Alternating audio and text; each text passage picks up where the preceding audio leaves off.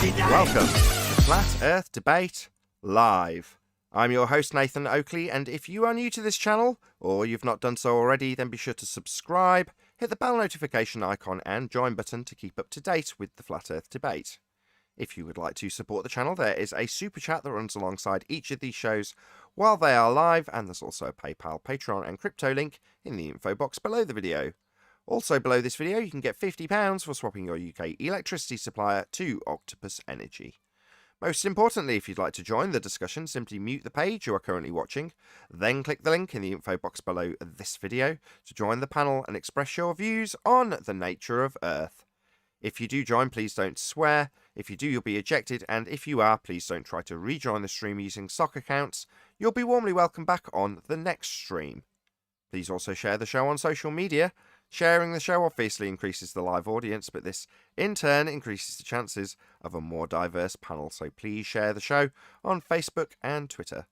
One last time, if you're new to the channel or you've not done so already, then be sure to subscribe, hit the bell notification icon and join button to keep up to date with the Flat Earth Debate.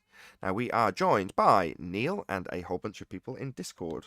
A bit light on guests today, but welcome one and all. Hey, good morning. Hello.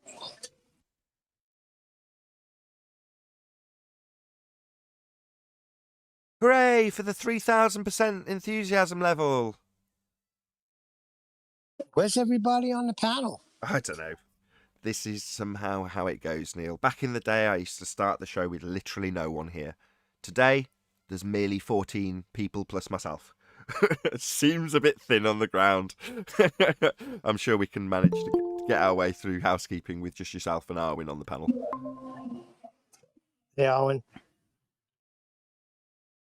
Hey, Arwin. Hello. Good to have you. We can do a bit of housekeeping. You ready, Arwin? Sure. Whoa, is it just me and Neil here? I don't think we need to dwell on that too much. I'm sure it'll pick up. Hello, Neil. Ready for housekeeping? Yeah, sure. About everyone in Discord. Yes. Yes, Nathan, we're really keen. Oh, that's so good to hear. Yeah, let's do it. Any evidence of a physical, geometric sphere edge, that's a horizon formerly known as Earth curve?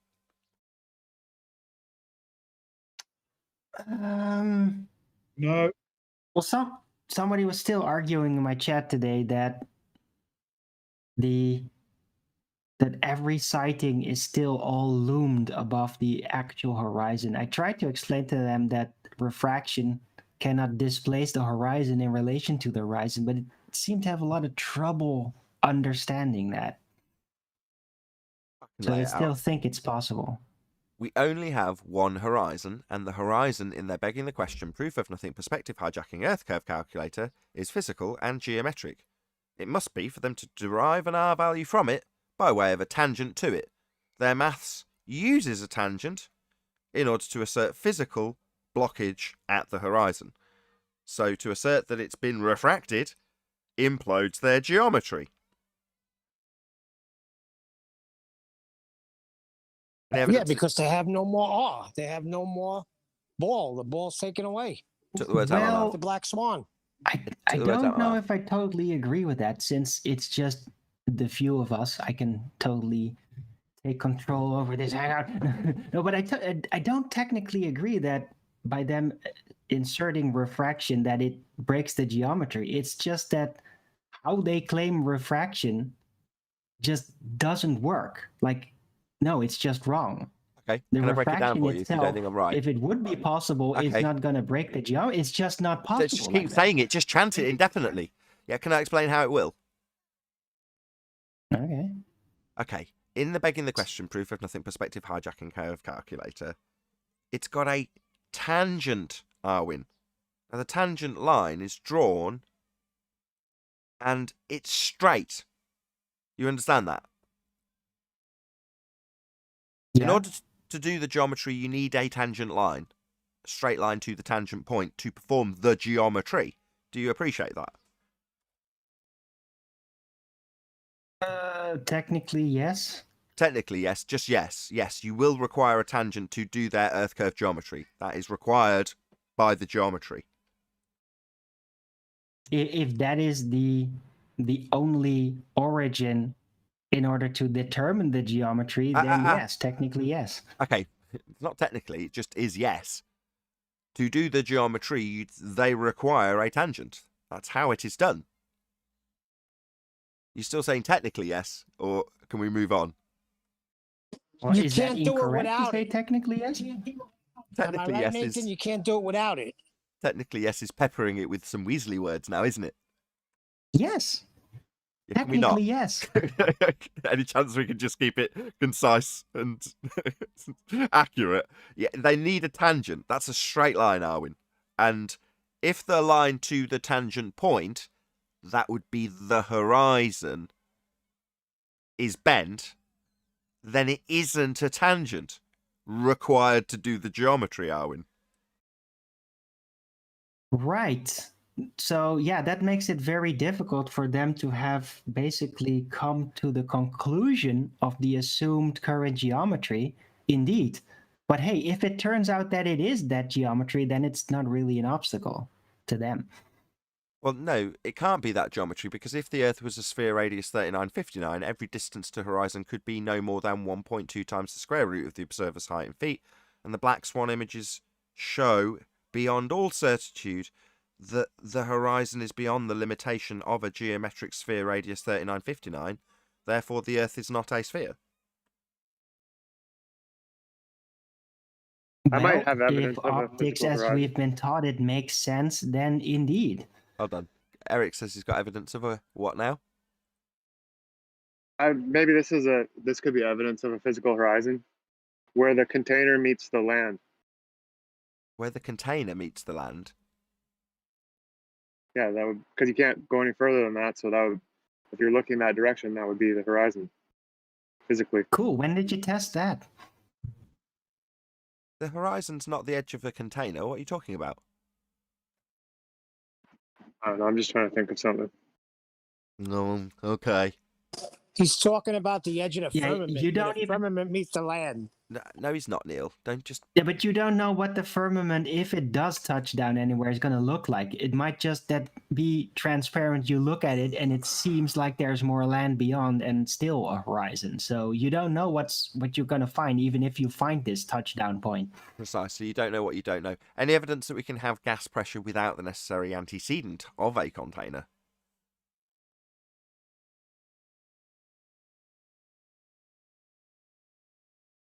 Yeah.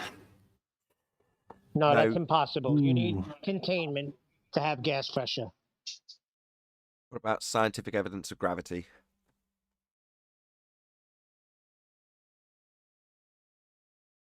Well, by the current logic, the conclusion would be we have gas pressure, so therefore there must be gravity in order for that to be possible within the infinite vacuum of space. Right? Sorry, what infinite vacuum of space now? I know, right? No. What infinite vacuum of space? If the sky was a vacuum, the gas we Hello, breathe... hello, hello. The one in all the pictures that they tell us is there. Go on, Angel HD. Oh no, they've gone on server mute already. Server deafen, rather. Okay. That was weird. How come you ask for scientific evidence of gravity? What if someone just presents non-scientific evidence of gravity? The reason we're asking for scientific evidence is because it's claimed as science. They use that vernacular when they use their words for science. They tell us how they've got experiments and theories. So we ask for scientific evidence. If someone came in here and debated you and said, I don't have scientific evidence, but I have evidence, I'd where would the probably hear 'em out. conversation go from that? Sure, we'd hear them out. Well, what's the difference between scientific evidence and evidence? Scientific evidence has been through the scientific method. That would be observe a natural phenomena, formulate a hypothesis with a null, perform systematic experimentation. That would be scientific evidence. If you validate your alternative hypothesis, you can then go on to formulate theory. So, phenomena, hypothesis, experiment, theory. That's scientific evidence. But if someone came in here and claimed non-scientific evidence of gravity, they could present the Cavendish, couldn't they? Because that's not science, but like it seems Not to a be phenomena like either. following their nonsense, huh? Not a phenomena. That's a piece of technology. So when people say, okay, well, I haven't got scientific evidence, that's unfortunate because we exclusively deal with our nature of our reality. That's the physical and natural world. That's physics. So it's not unreasonable when you're dealing with the physical and natural world to ask for physics. If you say, well, no, I'm going to use technology to claim I've got a phenomena. Oh, well, this sounds very sciencey now, doesn't it? Because the claim that Cavendish is making is a phenomena that we don't experience and is violated by gas. Gas doesn't go down, go boom, boom. But the assertion within the apparatus demonstrated by technology to conjure a phenomena is often using scientific vernacular. It's called the Cavendish experiment, which it isn't. So there's no getting around it just by saying, well, I'm not going to call it an experiment then. Okay, well, what's it doing exactly? Well, it's generating this notion that we've always got a down for everything. What about gas? That's not going down. The end of that argument. What about any single viable hypothesis from any of the fields of astronomy, cosmology, or astrophysics?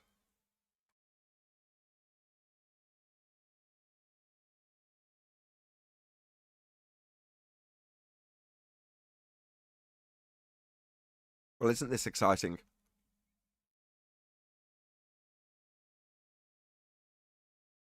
These are the priesthoods of the heliocentric religion. They I often use can't the think of words of any science. evidence. Yeah, that's it. It's straight through the middle of me when I leave a gap. I'm trying to get to my mute button, but I'm busy doing things. I would Sorry. suggest No, when you I get to can't it, find don't any worry evidence of about what's anything. going on like I'm doing. Just talk straight through the middle of anybody once you get to it, Neil. Hey, John. Hey, how y'all doing? Okay, can I speak now? You may. Great. Hi. How are you doing, John? Glad to have you. We Right, need that's some your lot. help Go back today. on mute. I'm only joking, Neil. No, there's no whistling from 10th Man punctuating the conversation today. Shall I add it as a special effect? No. I think he got a little offended with that because he talked about it after the show.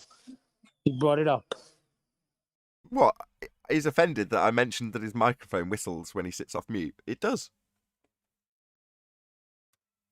I think it has something to do with his audio system because he says, I hear the whistling too, but it's not me, you know? It's all right. It's one of those things. It's a quirk of the show. It used to drive me bonkers back in the beginning days when it was chaos on more than one front. the audio chaos, because I'm interested in that on a personal level, was the thing that frustrated me the most, if I'm honest. Now I can smile about it. I have to, otherwise I'd just go nuts. Anyway, any evidence of the distance to the sun? It's supposed to be over there, but with this lighting, I just can't make up just from the visuals where it's supposed to be. Did you see my short that I put out about the sun? No? When did that happen? Did it this morning, so I saw. I don't want to get his channel name wrong. I'm just going to look it up so I don't get it wrong. I think it's 5 Arts Temporis, something like that. Let's just see if I can read it off. Where is it? Yeah, LXXXVIII Finis Temporis, FINIS space TEMPORIS. What a name! LXXXVIII space FINIS space TEMPORIS. There you go. So he released a video which is an edited down version of a movie from 1970 called The Man Who Haunted Him, or Hunted Himself, I should say. The Man Who Hunted Himself. There we go, I'll get it right. Anyway, in that there's a clip where the Roger Moore character goes into a planetarium and they let the overdub of the planetarium voiceover come into the audio track of the movie, so obviously you're intended to hear it, as they describe Earth as a speck of dust and you as a speck of dust on that speck of dust. So I thought, yeah, I've said that so many times. I think I got it originally from Neil deGrasse Tyson, but it's nice to hear an earlier version of it.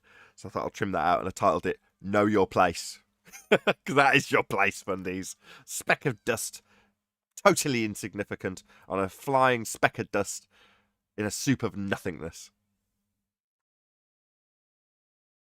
No, I didn't see that come by in my notifications for some reason. They go out to a different crowd, so I understand it. The shorts, we will continue. Housekeeping will continue momentarily. The shorts go out to a different crowd, so they're labelled up differently, and depending on what device you're watching out on, you'll see them or you won't see them. So there's plenty of people that publish shorts, and only a scattering of them will make it through to your subscriptions feeds. But they'll make it out to a different bunch of people. So after watching a load of other people recommending them and why and what it does in the algorithm, I was like, I should be doing this, really. That, and lots of people have been pleased with the 3-minute videos I've been doing as trailers for the premiering shows. So people have been going, I really like the short versions. So they were originally just intended as trailers, and I've been boshing them out after the main video comes out. So like a day or two later, or maybe a week later, I'll release what was originally just a trailer for a main 10, 15, 20-minute video. But people are like, yeah, I really like the short version. You're like, well, I suppose that makes sense, because what I'm effectively doing in the trailer is condensing it down to the main points in 3 minutes. Not great from an ad revenue perspective, but if people like them, it's like, well, you've got to give the audience what they want regardless. So I started pumping those out. And then, like I say, watching videos about shorts. If you're a YouTuber currently and you're not making shorts, as much as I hate the format, I absolutely loathe that format. The narrow, thin, skinny on a phone format. I hate that. It goes against every fibre of my being. Since being a YouTuber on camera, one of the things I've said to people, please, for the love of God, film things in HD. Don't film it in that crap, horrible, low-res, narrow aspect ratio. Don't hold your phone like a phone when you're filming something. When it becomes a camera, hold it like a camera. Hold it horizontally. And now you've got this whole format from TikTok and YouTube and Instagram where they're all punting. Nah, catch it in as low resolution as you can. In the most horrible format that looks purely nasty and horrible when it comes up on anything other than a phone. But there we go. That's 180p. That's great. Can I say something? Yeah, go ahead. Remember when you said about that speck of dust? You're only a speck of dust as what they're punting around. Well, as a man thinks in his heart, so he is, right? If you get people to think like this, this is who they innately become, if that's the right word. Absolutely. It's a nihilistic system that's trying to make you believe that you're insignificant and anything you do isn't really going to make any difference to the universe at large, because in the big scheme of things, you're a speck of dust on a speck of dust in a very large area of nothing with very little going on. So pretty much anything you do doesn't really count or mean anything, really. That's the heliocentric world. Just glorified rocks, right? Cousins. Yeah, we're born from rocks, that's right. Heart of dying stars, imploding, then exploding out that debris that's been compressed down through ever increasing metals and weights by way of fusion reactions that then spread out throughout the vast galaxy to eventually coalesce through gravitational accretion in pseudo-4 space to form the very rocks that we're standing on, and then through slime and electricity we have life. So basically we're cousins to rocks. What an absolute pile of crap.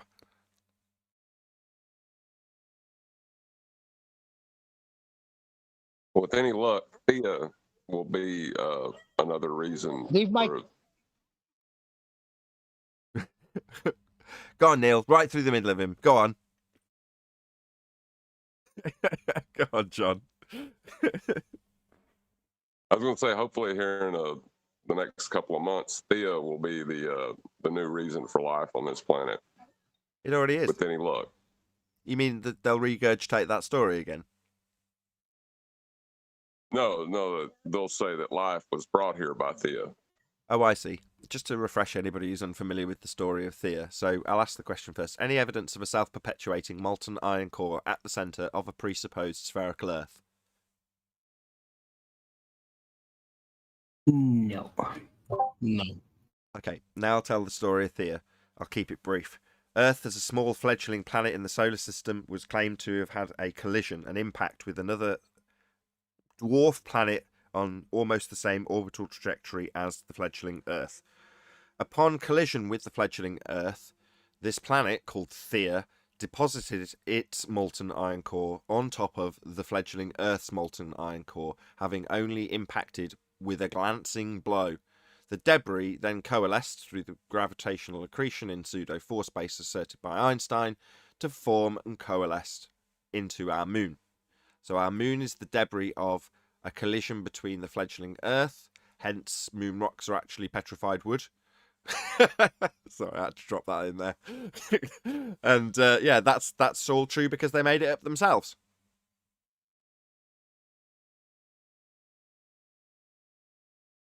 Right, but the petrified wood, or the wood, was actually on Theia. Earth didn't have any of that stuff. Yeah. Theia was covered in trees and moss and shit like that, and it smashed into Earth, and the fiery mess that was ensuing didn't necessarily kill it all off. There's obviously tardigrades and very hearty stuff that managed to survive, and that's how we got life. And yeah, well, why not? Let's just pepper this bullshit with a bit more nonsense. Oh, Then yeah. why yeah, doesn't well, anything live on the hang on. moon then? You can have it living on the moon if you want to in a heliocentric world. Do you not hear them talking about aliens on the dark side of the moon occasionally? You can do anything you like in a heliocentric model. If you want it to be life on the dark side of the moon, because it's a sphere, obviously, in an orbit, obviously, around us is a sphere, obviously, and on the backside of it is aliens, if you like. Why not? You can do whatever you like, it's just a model.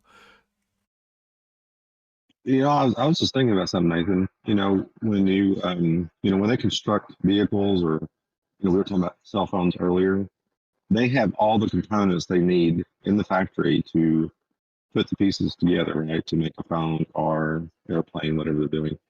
You have to have it in one location. Well, when it comes to life, what if you only have, let's say, the cell membrane in this pool, but you have the amino acids in that pool, and the carbohydrates in another pool? How do you get all the pools together to make the first life? Just need enough time. When they all have to be in the same pool?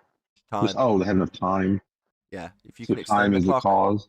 That's right. If you can extend the clock long enough and you stand in a sand dune, eventually you'll see a beautiful sandcastle appear.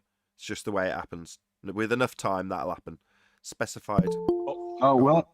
Oh, so I guess it would be the time is the cause of the tractor and trailer that brings the materials to the factory. So that's the actual cause, right? The tractor and trailer. I'm not saying time is the cause. I'm saying with enough time, functional sequence specified complexity will develop out of nothing. That's just how life is, according to the worldview that we're born out of rocks. Well, don't misunderstand what I'm saying, though, Nathan. Doesn't it take time for things to travel? So then you could still say, the tractor and trailer is the time that caused the tractor and trailer to bring the materials to the factory, right? In all seriousness, no. I know you're being facetious. Yes, I know. I'm being facetious, exactly. But no, no. Okay. No matter how much time you wait, unless somebody's actually physically causing the manufacturing process to take place and then sticking it on the back of the wagon, no amount of time will just mean that your parts arrive. Well, something else too, when it comes to chemical process, timing is crucial. Like if you're trying to make a reaction, trying to create something, you need to introduce another chemical probably at a certain moment when the other reaction is occurring to get the product you're after. So what happens when this thing is producing in the primordial soup, but the tractor and trailer shows up late? What happens to the chemical reaction at that point? It's done. It doesn't work anymore. They're different types. A lot of problems with the biogenesis. What's that? You're going to have different types. When you're talking biological systems, then the molecules, the proteins you're making, they're not energetically favorable reactions. Chemical stuff goes one way because it's favored energetically. If it's not favored energetically, the things don't react. And this is the thing with life. It combines things that wouldn't be combinable just via energetic favorability. Isn't the way they're combined in terms of the process and the instruction manuals for doing so so complex that this couldn't just happen with time. Yeah, because it's not necessarily a straightforward equilibrium-based reaction, which is what the elements are doing. It's a specified sequence that you're changing and tweaking at points. Those points aren't defined by the entropy. Yeah, they're not defined by, they're defined via specification and manipulation of those pre-specified points. That's kind of what I'm alluding to. Proving my Theia story. That's kind of what I'm alluding to, Adam, in one sense of the word, because there has to be a sequence of events, and then if you want to create another compound, you have to put another molecule, whatever you're doing, in the process, at a certain point of your development to create another compound. Yeah, that's instruction. That's kind of what I'm driving at. That's instructional. That's information based. Oh, Nathan, don't talk about that. Don't go there. You can't have that. That's why they have the infinite universe. Let's just hold on before we tangent this off onto infinite universes. No, so in order to have that, Paul, you'd have to have information. Well, what is information? Well, in order to have information, you've got to have a knower.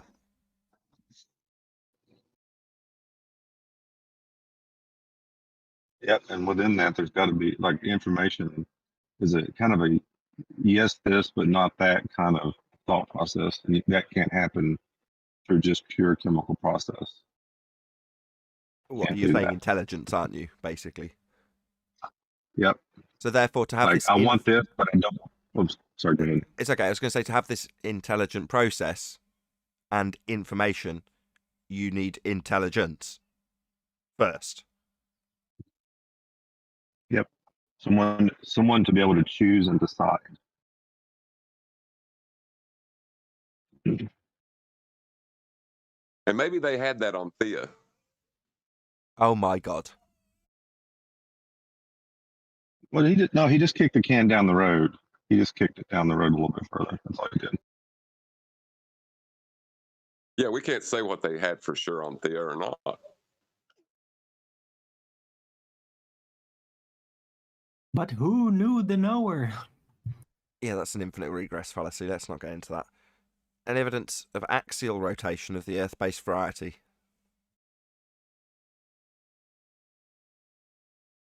They found the R value for the axis yet? No. That was quick. I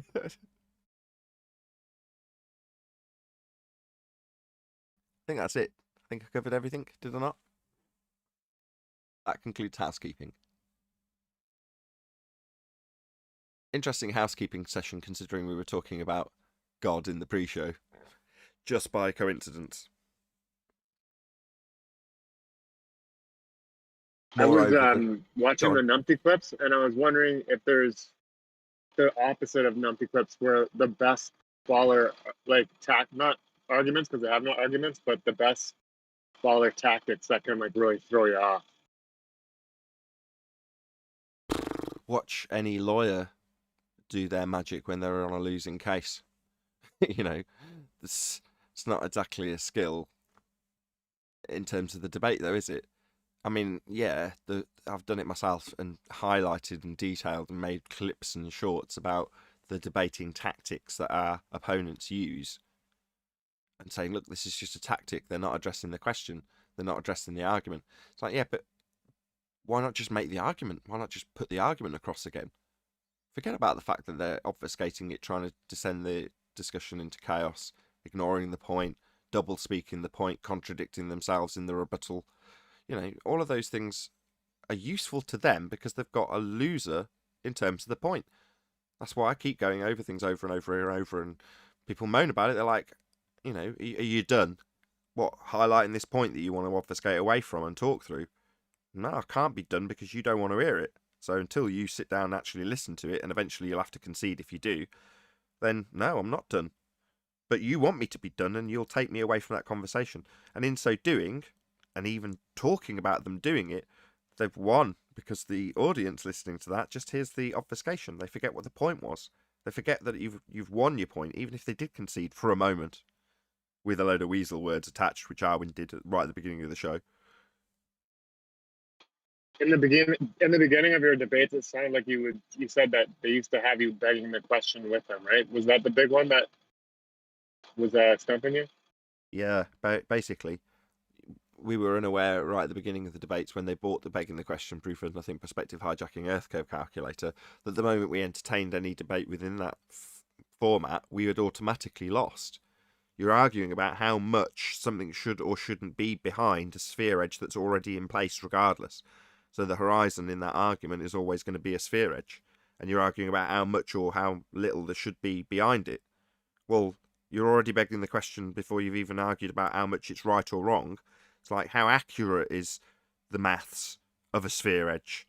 So we're definitely talking about a sphere edge the entire time then. You've lost the moment you do that. But we didn't know that.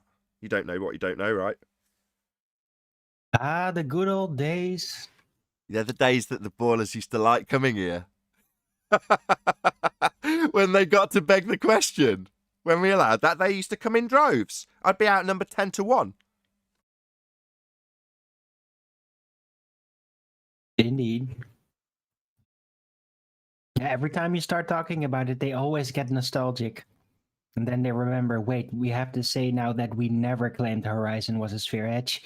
Yeah, they used even to. More. Yeah, they used it's to wax like a painful divorce. They used to wax lyrical about the good old days when they got to beg the question of an R value and tell us how much boats and buildings were blocked. Now they only get to do that with newbies that don't know any better, don't they? They have to deal with the dregs and straggles that don't realise that they're begging the question when they get into those earth curve calculations.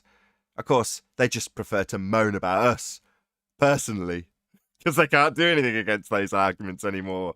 So now, what are they going to do? Oh, I really, really used to love the days when we begged the question of a physical geometric horizon block in the Isle of Man. Now, we never claimed that.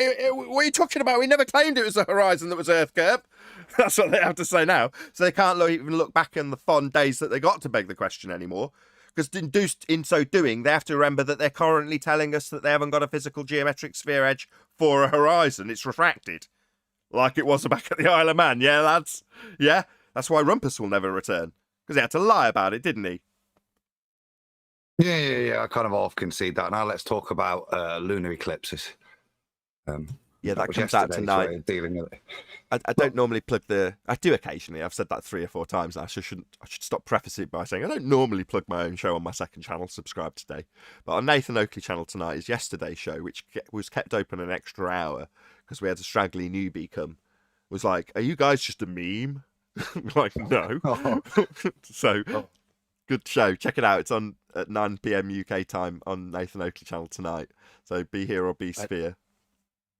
By the way, that guy ended up hanging on Discord and he apologized for his behavior and everything. And we had a pretty good long chat with everybody. So he was a normie. Yeah, it was good stuff. He was a proper normie. Yeah. He was a glober. Rare breed to come here. Yeah, I knew he was a normie globie because he conceded stuff. You know, that's not what you do if you're an anti-flat earther. You can't possibly concede to the point where you'll tell your opponent their reference frames are ruined rather than concede. And it was literally his first time in the arena as well, in the Discord and in exposure to flat Earth, full stop. So, yeah, it was interesting. Well, he's made his way here. As much as he played dumb and ignorant, he's made his way here. So he's on a path. We know it. He knows it. At first, he didn't know it was a I've seen a lot of YouTube show myself either, in it. so that threw him off. Can you say that again, Righteous? At first, he didn't know it was a YouTube show. So once that started sinking in, he realized he was kind of, oh, okay. Some of the Yeah, things he didn't realize guess he if was you interrupting your YouTube show through the Discord when he arrived here. He just thought that you were just part of a Discord server talking in the chat, and yeah, he didn't realize. See, the tactics he started with, I thought were... Sorry, Neil. Go on, Neil. Go on, Neil. Go on, Neil. Go on, my son. Go on. Come on. Go on, The Neil. hell? Go on. Talk to me, Emilio, you mook. Oh, he's- Talk to me. He's sulking. Come on, Neil. Don't be like that. What's he talking for? He's probably not. He's probably just doing something on mute. All right. You're idiots. Now he was sulking. Come on, Neil. What are you going to say? Now, I was going to say, if you just stumble across it, say you never heard of it, and all of a sudden you stumble across, you hear people talking about the Earth being flat, I guess you could have that reaction. I don't know. I guess I was wrong about him. I thought he was full of crap, and he knew exactly who he was. I mean, what we were and what he was doing there. That's what I was going to say now. I was confused because the way he came in and the way he was the fundy muting, like natural instinct, I weren't sure. And it wasn't until the concession, I thought, well, what? He's just conceded that it's not physical. Then that's when I just sat back and thought, right, Nathan's going to have about an hour's run through with this. But you could tell he wasn't a flat Earth denier. Anti-flat earther. Yeah. Also, some of the things he said were quite telling. Number one, he asked if we were a meme. And the second thing he said was, after I welcomed him to flat Earth, I'm not joining flat Earth. Now, that phraseology says to me he sees this as a cult, as a group. Club, yeah. So, to him, that's what flat Earth represents. We point out, no, not having an Earth curve, which is what you're supposed to have on a sphere, that's what we mean when we say welcome to flat Earth. You know, you need curvature to be on a spherical surface, and we're not. It's flat. Now, does that mean that I'm part of any particular group? No, I've made a few friends since finding this subject, but that's all that is. Friends, good friends. So, does that mean anything to him? Number one, am I asking him into that social circle that I've now acquired after a few years of doing this? No. You know, he's got a complete wrong idea. He thinks we want to convert him into our cult. So that's his impression. So he's like, you know, in the way he's behaving, he's not recognizing that we're being, or I was especially, being very disrespectful to him, because he's still under the apprehension we want him in our club. It's like, this isn't a club. It's just people who recognize that they've been lied to about the nature of the ground beneath their feet. That's it. They all go about their daily lives on their own. Nobody goes into a scout hut and says, dib, dib, dib, dob, dob, dob, Earth is flat. I think you should change it to, instead of welcome to flat Earth, I think you should start just telling people welcome to reality. Same thing.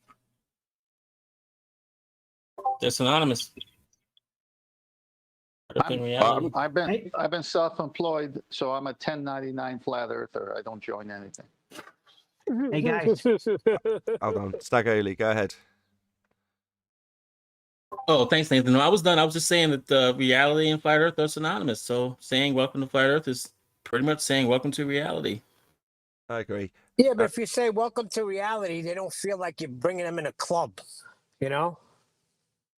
I don't care. Oh, if right, they feel like they're being indoctrinated into a club, if that's how they feel, I don't care.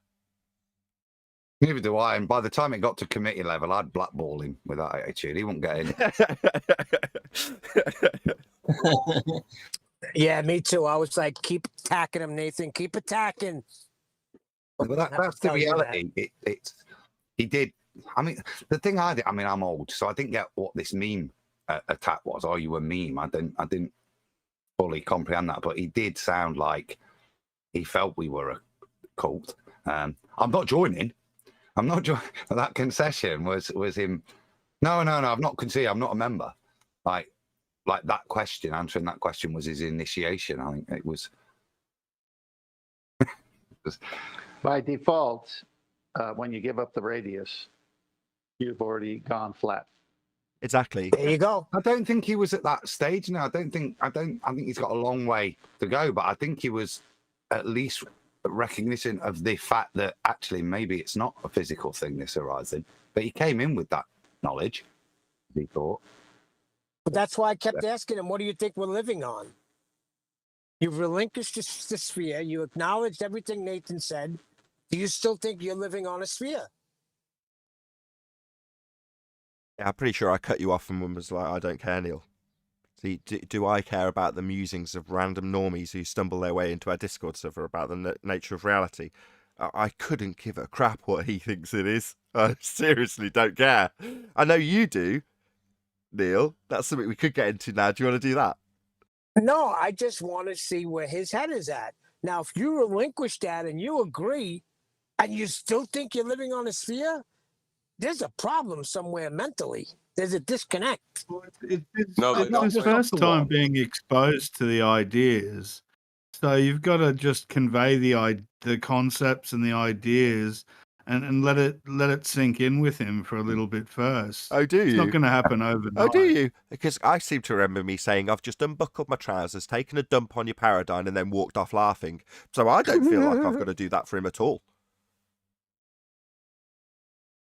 Well, no, but I think the conversation, the points you actually did make, he was a normie, so he's not gonna. And I'm saying to Neil, he's not gonna just take one thing and allow it to. The way you get there is you look at it honestly yourself. You never listen.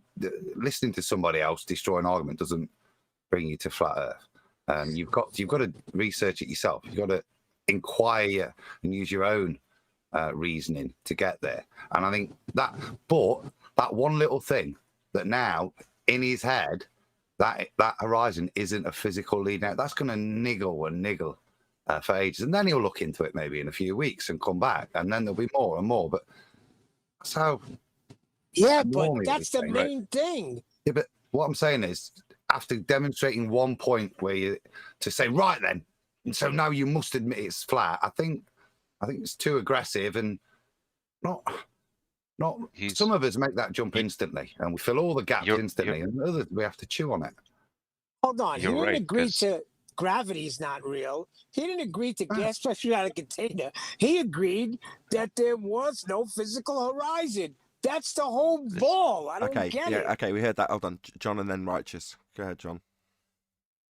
Well, I was going to say that's why I said my modus ponens, because after the Black Swan eviscerates their belief, need to remind them of what we actually measure. Indeed. Go ahead, Righteous.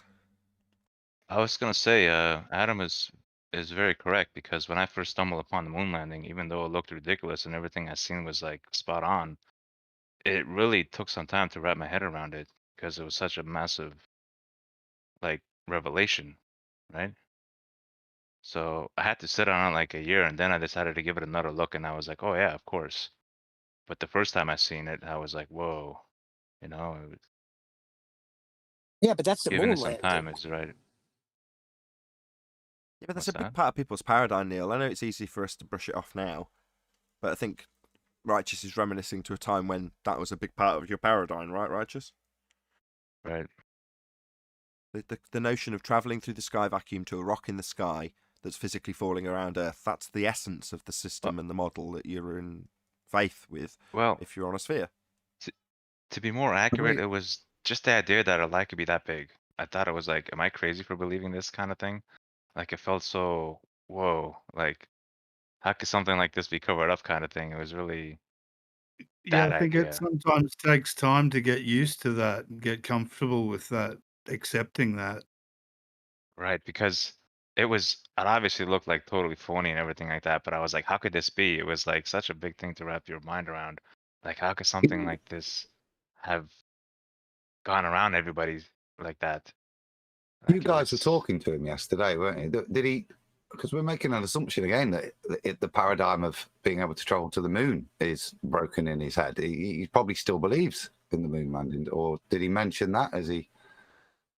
I don't remember. I think gas pressure without a container did come up at some stage, but only. I mean, afterwards they said they had a more cordial chat, and I just wondered where his thoughts were with regards to all of those. Some of the things, because that doesn't necessarily mean the Earth's flat, just debunking the moon landing, but there's plenty of anti-flat earthers that still expound that we went to the moon and that was real. So I don't know whether we mentioned that, because we didn't quite get there because we had to fend off a bunch of globies that kept interrupting our responses to his questions.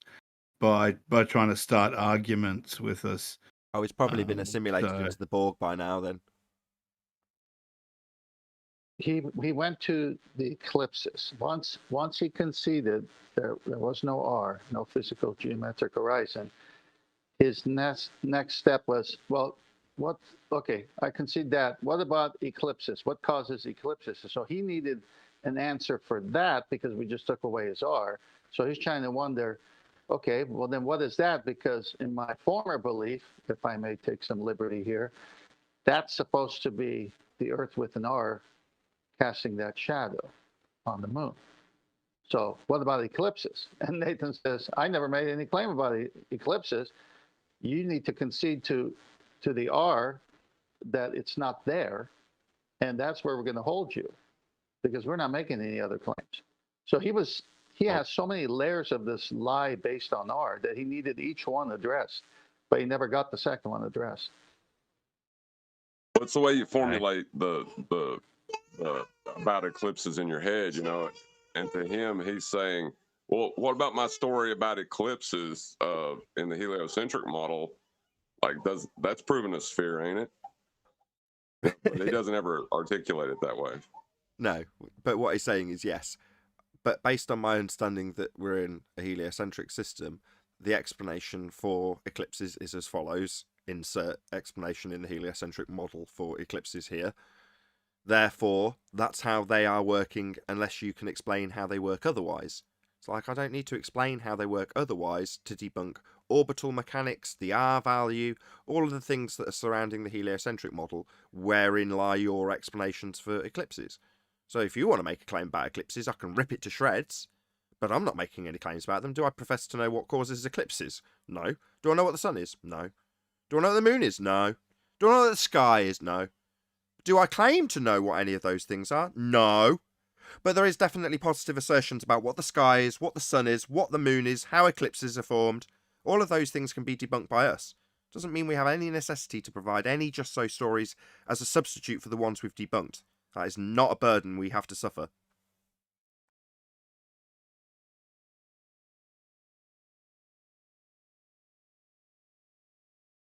There's two sides to this. Like there's yes, when something is debunked, it's obviously debunked. Like me when I first seen curvature debunked or heavily in question. I still was curious about how some things work though, like how the sun could work and stuff like that.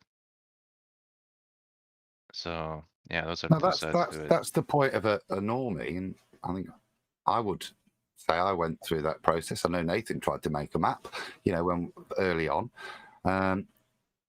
You search for an alternative to rationalize it initially for you to abandon their model. But it's getting to this stage where all Nathan's knows. No, we don't have to replace. We don't have to substitute to disprove. And that's sufficient to disprove. The next stage is something completely new, different and wonderful. But to pretend that I'm going to put it all together is a little fanciful. But a newbie will not allow the rejection until there's a replacement. Yeah, and without realising that it will employ something called a burden of proof reversal fallacy in order to achieve it, and in so doing, retain the thing you've debunked.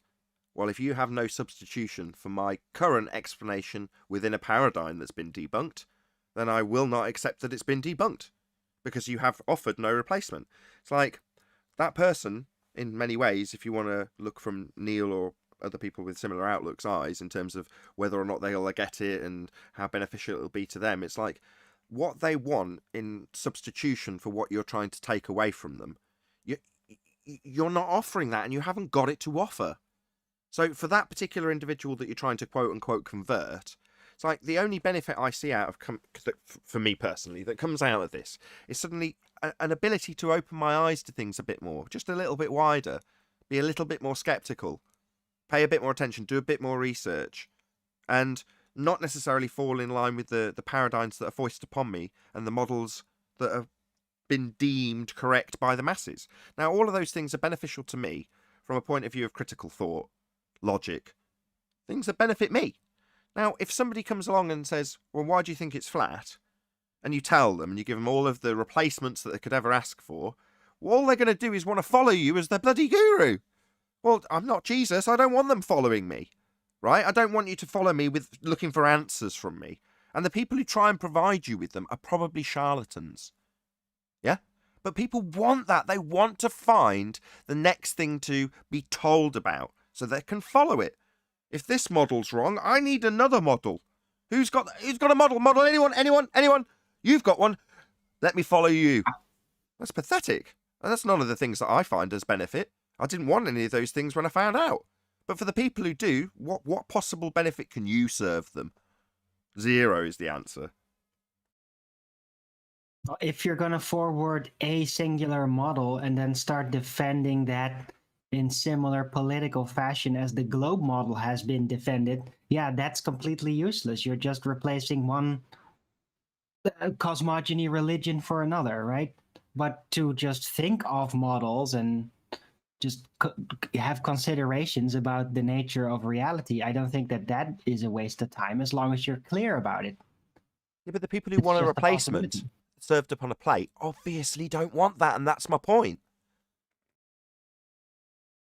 Well, you got a couple of things going on here. You got people who take the reins of responsibility and go dive in and do their own research, which I think most of us here have done. Then you've got people who got their model debunked and they're looking for someone else to give them a new model. So they're right back where they started, being sheep, waiting for someone to either lie to them or, per happenstance, maybe tell them the truth. But they refuse to go and throw their beautiful brain that they got into research so they can stand on their own research and findings. People are just lazy. Sheep is a good analogy. You walk into the pen and go, you do realise there's a fence around you. Which is all this is. Models. It's a control structure. That's all it is. So by comparison, why not? Analogy. Fence around sheep. And you tell the sheep, you're in a pen. Really? Yeah, look, here's the fence. Oh yeah, you're right, there is a fence. Where's the new pen? Is there another shepherd? You're like, what? No, there's the door. You can go and do whatever you like. Just do it. It's just down to you to do it. No. You need to tell me where the new pen is. Where's the new shepherd? No, you're not getting it, sheep. I'm trying to free you from the pen. No, I need a pen. That's what they're telling you. So you're like, okay, you're a lost cause. Just stay in this pen. That's why I'm like, believe what you like. You want to be on a globe? Stay in that pen. Good for you.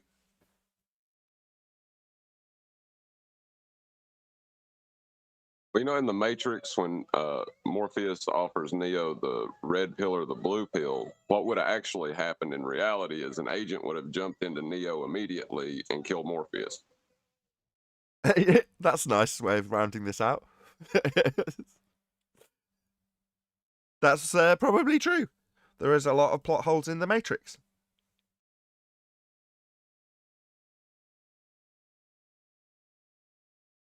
Nah.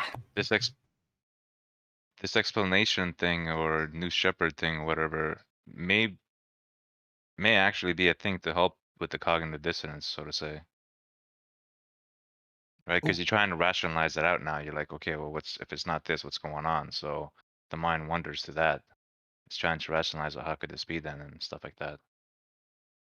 Yeah, but unfortunately, most people have been trained in an education system that's comprehensively based. Listen, repeat, comprehend. So you go through that process. Oh, I need to learn something. Well, then I need a teacher standing in front of me with a blackboard who's in authority and knows more than I do and can tell me so I can repeat it. You revert back to whatever education method you've had. So I need to listen to somebody so I can comprehend and then repeat. Not, oh, I wonder what causes that then. Let's go out and find out. Wow, what a world of possibility that lies before me. Isn't that exciting, says very few people. Shockingly to me. I thought everyone would view it the same way as me. Wow. So it's not like in the Truman Show when the teacher pulls down the map and says it's all been investigated already. There's nothing to explore. And he sits there all glum going, oh, right, well, that's a bit of a bummer if I want to be an explorer.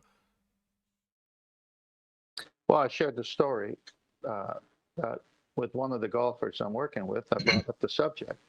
And he was familiar with it, but because I'm coaching him, he had respect, and he let me finish, say all the things I said. Then he'd throw back a few questions, I'd answer them. And then we had that long road trip to Washington State for a tournament. And I say, hey, you want to hear some of the show highlights of the show I'm on in the mornings? He goes, yeah. So then I played some of your shows, Nathan. And of course, he's hearing me on your show, but I'm right next to him in the car as well. And he starts cracking up. He just says, man, I like this guy. He's just direct. He goes right at it. And man, these fallacies that he's pointing out. So his mind started to pick up, right? And then after that tournament was over and a week or two passed, he said he had a discussion at home with a family member who was having trouble with the subject.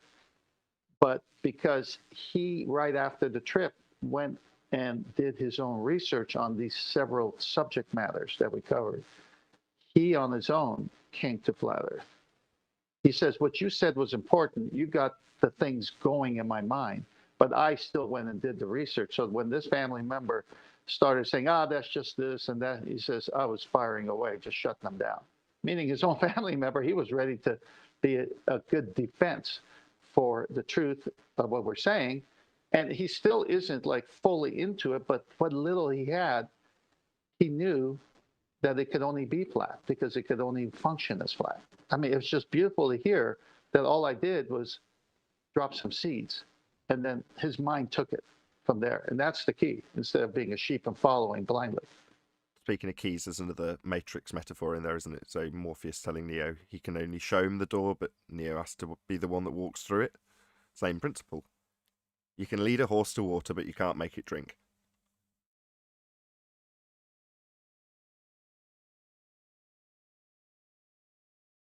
Nathan, may I say something? Yes, you were trying to get in earlier. Go ahead. Oh, I'm sorry. Yes, I actually, I pretty much agree with what you said, but I think there is a little difference between comprehension, at least in my mind, between comprehension and understanding. I think for the most part, when you go to you are part of a big educational system, kids get they are taught to how to understand things, but comprehension, I think, is has a much deeper meaning, I think, at least in my mind. That's all. Fair enough. Tell us more. What do you mean? Yeah, I think comprehension, at least in my mind, it comes only when you have a deep understanding of things. And just simply understanding things is for me, understanding is more like superficial, if you know what I mean. Yes. While comprehension is way more deep. It's like it's a deepening in the knowledge of whatever subject matter you are studying or whatever. Well, it's certainly a subject I'm interested in. So obviously with two small children, I'm looking to educate them in the best possible fashion. So looking into the way people are educated is something that's very much in the forefront of my mind at the moment. So it's something we'll definitely discuss in the after show. But with that, I'm going to say a huge, massive, enormous thank you first and foremost to both Discord and G+ Panels for making today's live show possible. If you are watching this on either Nathan Oakley 1980 or Nathan Oakley premiering streams, then stay tuned as there will be an after show to follow. Also below this video, you can get £50 for swapping your UK electricity supplier to Octopus Energy. I've been Nathan Oakley. Stay tuned if you're watching on either premiering stream, and I'll see you all in the next video.